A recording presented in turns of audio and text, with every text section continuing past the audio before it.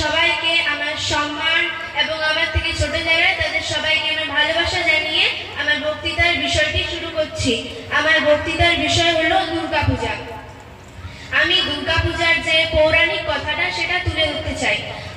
অনেক কাল আগেকার কথা। মহিষাসুর নামে এক অসুর ছিল। সে ব্রহ্মার কাছ থেকে বর পেয়েছিল যে এই ত্রিলোকের যত দেবতা অসুর কোনো পুরুষ তাকে হত্যা করতে পারবে না। কিন্তু সে একটা কথা চায়নি, যে কোনো নারীর কথাটা সে উল্লেখ করেনি। এই বর পেয়ে সে সারা ত্রিলোক জুড়ে হাহাকার মাচিয়ে দিয়েছিল। তখন সকল দেবতারা মিলে এক নারীর সৃষ্টি করলেন, তাকে নাম দিলেন দেবী দুর্গা। সেই নারী মহিষাসুরের সাথে লড়াই করে মহিষাসুরকে হারিয়ে দিয়েছিল। এইভাবে মা দুর্গা আমাদের কাছে পূজিত হন।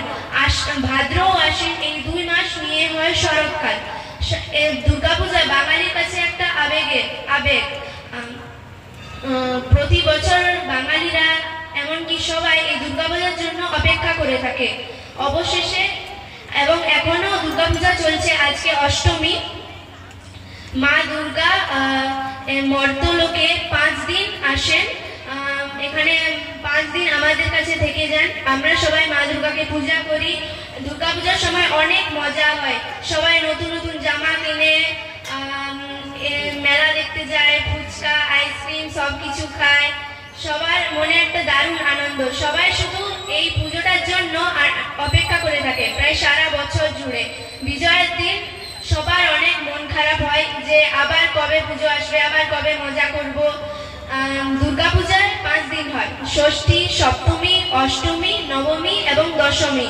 এই 5 দিন 5 সেকেন্ডের মতো লাগে সবার কাছে। সবাই ভাবে যে